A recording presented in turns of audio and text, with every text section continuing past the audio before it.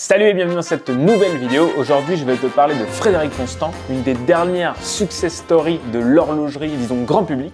Une société fondée en 1988 qui aujourd'hui vend plusieurs dizaines de milliers de montres. Voilà, c'est vraiment gigantesque. Je vais te parler de cette marque et je vais te présenter 4 modèles. C'est parti. Alors, cette marque a été fondée en 1988 par Aletta Bax et Peter Stas. Ils se sont lancés en 1988 à une époque, on imagine un petit peu sortie de la crise du quartz. C'est la guerre nucléaire dans le milieu de l'horlogerie traditionnelle. Le quartz venu d'Asie, venu du Japon est en train de complètement ravager le marché. Les marques sont en train de se fermer. Vous imaginez bien, c'est à ce moment-là que les époux Stas décident de créer Frédéric Constant. Alors bon, il faut se remettre un petit peu dans le contexte. Je pense que c'est assez visionnaire de faire ça, de se dire, bah, tiens, on va monter une marque d'horlogerie, alors qu'en ce moment, ça se passe pas très bien pour l'horlogerie traditionnelle. Et donc le premier modèle est sorti en 1992 et a fait son petit bonhomme de chemin au fur et à mesure du temps, jusqu'à vendre en 2014-2015 jusqu'à 150 000 montres. Aujourd'hui, je sais pas combien ils vendent de montres parce que j'ai pas eu les chiffres. Ils ont continué à développer leur gamme en développant des modèles qui sont toujours des modèles un petit peu classiques. C'était vraiment leur ADN de base, sortir des petites montres classiques et proposer finalement une sorte de luxe accessible au plus grand nombre, même si j'aime pas trop ce terme puisque le luxe est par nature quelque chose d'inaccessible. Mais bon, l'idée c'est de proposer un produit de qualité qui a en apparence toutes les caractéristiques d'un produit luxueux, mais à un prix plus raisonnable. Il y a un vrai boom dans les années 2000 où là la marque vraiment croît énormément et ça devient la petite montre du trentenaire qui a quand même un bon petit budget ou qui a une famille qui va lui acheter, qui va lui faire un cadeau, voilà, on va se réunir à plusieurs. C'est devenu la marque vers laquelle on se tourne quand on cherche une petite montre classique, 3 aiguilles, pas très compliquée, assez élégante, assez chic et qu'on a un budget entre 750 et 1500 euros. Voilà, la marque a réussi vraiment à truster cette gamme de prix dans les montres classiques et ça lui a réussi jusqu'à aujourd'hui. Pour la petite histoire économique, même si on n'est pas sur les échos, le groupe a été racheté par Citizen en 2016 et donc désormais, on peut dire que Frédéric Constant est propriété de Citizen. Pour illustrer mon propos et vous parler de Frédéric Constant avec ce que vous aimez vraiment et ce que j'aime vraiment, c'est-à-dire les montres, je vous ai sélectionné 4 montres chez Frédéric Constant pour vraiment vous parler de ce qu'ils savent faire. Alors la première montre dont je voulais vous parler pour illustrer le propos, c'est cette Frédéric Constant classique automatique. Alors ça, c'est vraiment le fer de lance de chez Frédéric Constant. C'est la petite Frédéric Constant dont je vous parlais. C'est le petit modèle classique qui s'achète très bien pour faire un cadeau, qui s'achète très bien à soi aussi. C'est une montre qui coûte 895 €,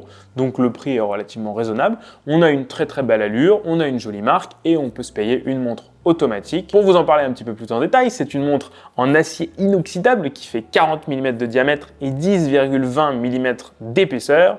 Elle est dotée quand même d'un verre saphir. Hein. Bon voilà, pour ce prix, on peut s'attendre à ça, mais c'est bien de le noter parce que sur une montre classique, on pourrait ne pas mettre un verre saphir. C'est une montre qui est dotée d'un fond plein, donc derrière, il n'y a pas de, on peut pas voir le mouvement, malheureusement. Mais bon, c'est peut-être ce qui explique le prix. Elle n'a pas de couronne vissée, ce qui explique aussi les 5 atmosphères d'étanchéité, donc 50 mètres. Vous la mettez juste pour vous laver les mains et rien de plus. Le cadran est très joli, on voit sur le centre une finition clou de Paris guillochée. Voilà, cette finition-là s'appelle comme ça.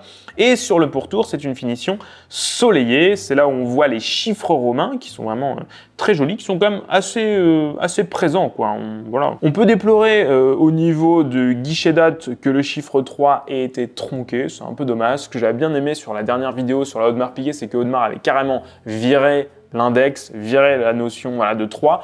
On sait que c'est 3, voilà, pas besoin, après 1, 2, 3, ou 3 à 4, hein, qu'est-ce que je vous dis, on n'a pas besoin d'avoir le 3, on sait qu'il est là. C'est une montre donc 3 aiguilles Breguet, alors voilà, ça c'est des aiguilles Breguet, c'est des aiguilles, on appelle ces aiguilles-là comme ça, les aiguilles des heures et des minutes, c'est des aiguilles Breguet, très arrondies, voilà, c'est un peu arrondi en son centre, et puis après il y a ce rond au milieu de l'aiguille, ça c'est vraiment caractéristique de l'aiguille Breguet. Elle intègre le calibre FC303, qui est un Sellita SW200, donc excellent mouvement. C'est un mouvement qui, pour 895 €, est un très bon mouvement automatique, qui est surtout très résistant, éprouvé, vous allez pouvoir le faire réviser chez n'importe qui, tout le monde aura des pièces, il n'y a vraiment aucun problème avec ce genre de mouvement. Elle est dotée d'une réserve de marche de 38 heures, ce qui n'est pas incroyable, 38 heures, voilà, ça vous permet juste de la laisser une journée et une nuit dormir, et puis après, il faudra la remonter et la mettre à l'heure puisqu'elle s'arrêtera On voit là qu'il y a un bracelet cuir et une boucle ardillon. Le bracelet cuir, c'est un alligator, un faux alligator, quoi. Enfin, un faux croco. Ils appellent ça un crococalf. Bon, je suis pas un très grand fan de ce bracelet, mais bon, un bracelet ça change. Voilà, une fois qu'il aura vieilli, on peut le changer. Ça coûte vraiment pas très cher. Voilà, c'est ça qui fait que Frédéric Constant est très fort dans son segment. C'est ce genre de petite montre. En termes de prix, en termes de style, pour une montre très classique comme ça, c'est vraiment imbattable. Pour une montre automatique, mécanique, avec ce niveau de finition, de style. La deuxième dont je voulais vous parler, c'est la Frédéric Constant Highlife Vintage. On passe sur une autre gamme de prix, puisque là, on gagne quasiment 1000 €. On est à 1895 €. Et c'est une montre qui est sortie en 2022, après le succès de la Highlife classique qui est sortie en 2020. Mais la Highlife classique avait un petit défaut, c'est qu'elle était en 41 mm. Et pour nos contrées européennes, le 41 mm peut parfois rebuter certaines personnes, puisque c'est quand même un diamètre assez gros. Donc la France a fait une petite demande à Frédéric Constant Suisse, et a dit pourquoi vous ne nous sortiriez pas une petite Highlife, une petite Highlife vintage, vous allez comprendre pourquoi vintage, en 39 mm, donc plus petite, et surtout qui soit sans la map monde qui était gravée sur le fond de la Highlife de 2020. Donc cette Highlife Vintage, comme vous disiez, elle est sortie en juin 2022, suite au lancement de la Highlife en 2020. Elle a pareil un boîtier tonneau, elle est faite en acier inoxydable 300 CZL, 39 mm de diamètre, un verre saphir. Bon, un verre saphir, c'est un peu explicable à ce niveau de prix. 50 mètres seulement de profondeur en étanchéité comme la première, c'est pas génial, mais c'est pas des plongeuses.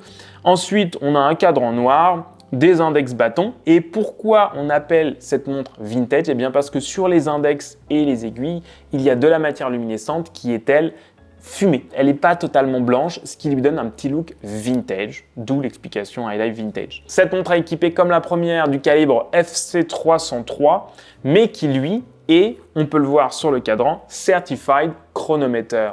Donc ça veut dire que c'est un mouvement qui est certifié par le contrôle officiel suisse des chronomètres. Donc on a une précision de -4, +6, c'est excellent. C'est très rare d'avoir un mouvement SW200, donc le FC303 qui est cosqué, puisqu'en général, à ce niveau de prix, on ne le fait pas, parce que bon, ça, franchement, ça fait quand même un surcoût qui est énorme. Hein. Pour une marque, je crois que c'est entre 150 et 200 € de faire cosquer son mouvement, donc c'est vraiment beaucoup. Là, on a des standards de certaines montres qui valent peut-être 6 ou 7 fois le prix, mais dans une montre à 1895 €, ce qui est quand même une plutôt bonne chose pour ceux qui aiment les montres précises. Cette montre, elle a une particularité, c'est son bracelet intégré. Alors, je vais le faire en live devant vous et pourtant, je me mange les ongles depuis que j'ai des dents.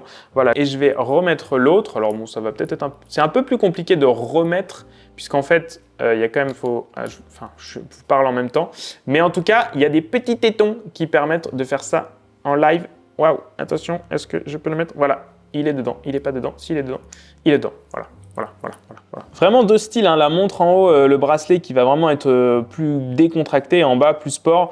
Moi, j'adore la porter sur ce bracelet cuir qui est vraiment très agréable. Mais en tout cas, vous pouvez le changer très rapidement. Regardez, tac, et là il est parti. Dans la continuité du succès de la collection Highlife, la marque a sorti cette montre qui est un chrono. En gros, c'est la Highlife, mais avec un mouvement chrono, avec un nouveau cadran. C'est une montre de 41 mm, 14,22 mm d'épaisseur, verre saphir, cadran bicolore. Les sous-compteurs bleus, on voit les index appliqués avec la matière luminescente. On voit que la marque a gardé la map monde, là, le globe qui est gravé sur le fond, qui me plaisait moins, moi, sur la première. Franchement, je préfère la Frédéric Constant Highlife Vintage, qui, elle, est plus épurée. Mais c'est vraiment une question de goût. Là, c'est vraiment une montre plus massive, plus épaisse. On a quand même quasiment une montre qui fait 14,5. Hein. Elle embarque un Valjoux 7750, donc un mouvement vraiment mythique de chez ETA, un mouvement qui est absolument génial. J'adore le voir, j'adore le regarder travailler ce mouvement. Et Dieu merci, on a un fond qui est ajouré. Alors le mouvement n'est pas appelé Valjoux 7750, il est appelé FC391, mais c'est clairement un mouvement basé sur ce Valjoux. 100 mètres de profondeur, ce qui est quand même pas mal par rapport aux autres, malgré qu'on n'ait pas une couronne vissée. Voilà, c'est une proposition de valeur assez intéressante chez Frédéric Constant qui sort à 3295.